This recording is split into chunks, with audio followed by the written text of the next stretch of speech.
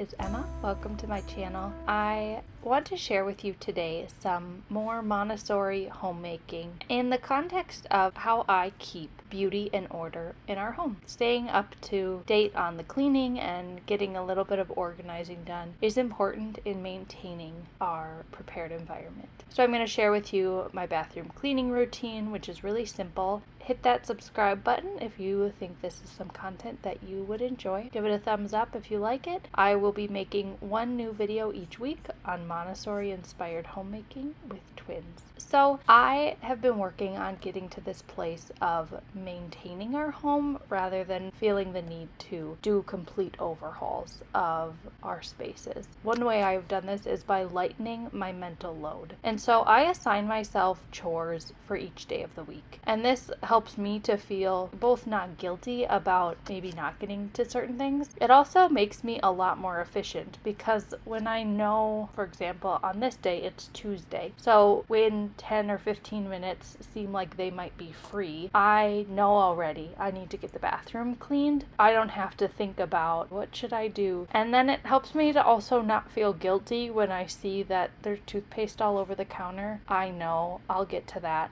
in a day or two. I don't need to do that right now, and I can stay more on track. So my simple bathroom cleaning routine, first off, I'm an independent sales consultant with Norwex. Maybe you've heard of Norwex. Their mission is to radically reduce chemicals in homes, and I stand behind that mission wholeheartedly, and it's something that I have been able to do in our home. And I think it's actually really important as we think about how we're going to include our children in the work of the home, because so much of cleaning tasks can be harmful if we're using products that aren't safe. And so I can clean most of my home with microfiber and water. And so Norwex, I don't want this to be too much of a sales pitch because it's not, but Norwex, their microfiber is lined with silver. They call it Backlock, and it can remove 99% of bacteria with just water. And so you've seen me use this microfiber cloth on my counter, on my mirror. I use it in my bathtub. I even use it to wipe down my toilets. I do the toilets last. And then I go over my faucet and the window with the window cloth, and I use that cloth dry, and it polishes and makes things look streak-free and beautiful. I also use that cleaning paste when I'm cleaning the tub. That's just a little bit of extra power that I use. And that's really everything I use. I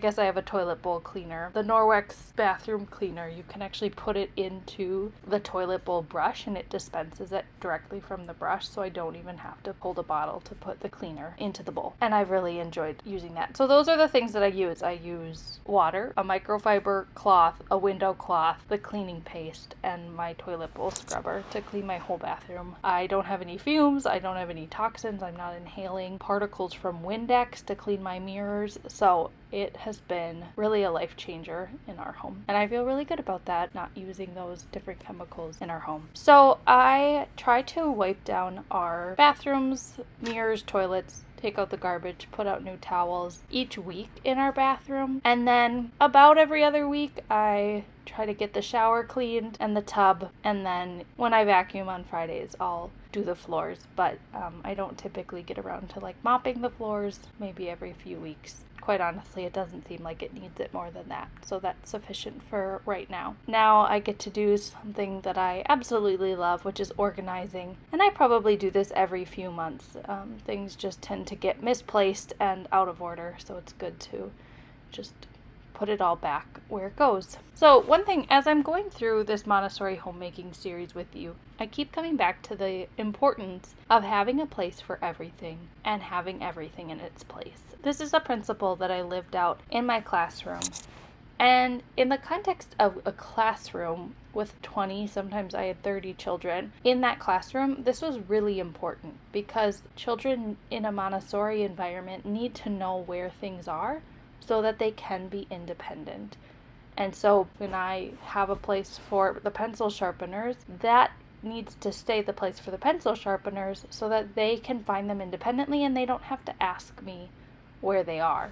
They just know. This is something that I find really important in our home as well, is making sure that things have a place and that they're in their place. And maybe that's hard to hear. Maybe you're feeling like, I'm so far away from that in my home, and the stuff is overwhelming and burdensome, and doing the work of removing clutter and giving things a place and finding beauty and finding ways to make little things like cotton balls and Q-tips beautiful, so that when you're doing the ordinary things, when you're washing your face or brushing your teeth or grabbing a new roll of toilet paper, there's these little moments of order and beauty and thoughtfulness that has gone behind those things. And it really is a preparation.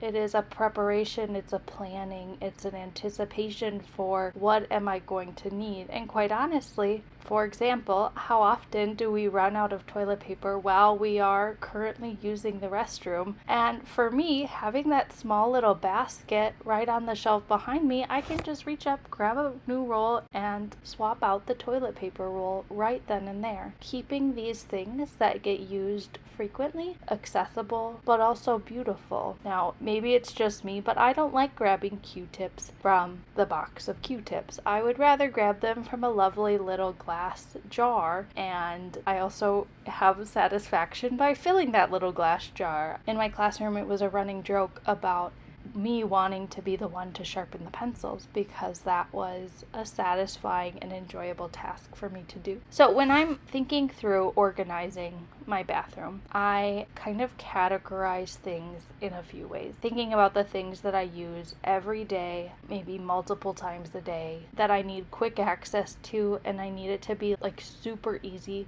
to put back to order or restore order. So I like to keep those things more open, so I have just little baskets where I can just put them in and out, and it doesn't necessarily need to get put away in a complicated way. It just needs to be placed back where I grabbed it from. But then I find that there's a lot of things I need to store that I don't need regular access to. Things like nail polish or travel toiletries or different personal care items that only get used if I'm doing a particular spa treatment or something. And by containing those into their own separate bins, labeling them, I know I have them in a place for when I need them, but they're not in like prime real estate of my bathroom. And so I keep those things like my face wash and my face lotions and my makeup, those things very beautifully and clearly accessible and easy to put away. But then I also just tuck those other things away.